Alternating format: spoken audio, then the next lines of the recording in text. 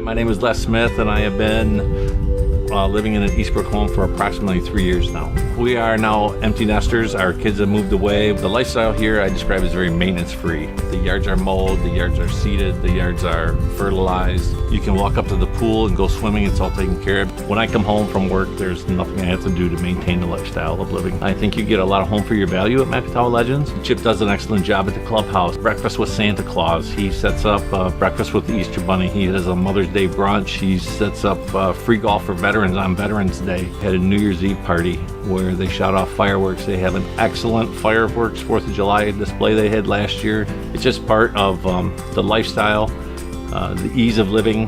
They're maintenance free, and it's just a great place to live. We are the Smiths, and this is our Eastbrook Experience.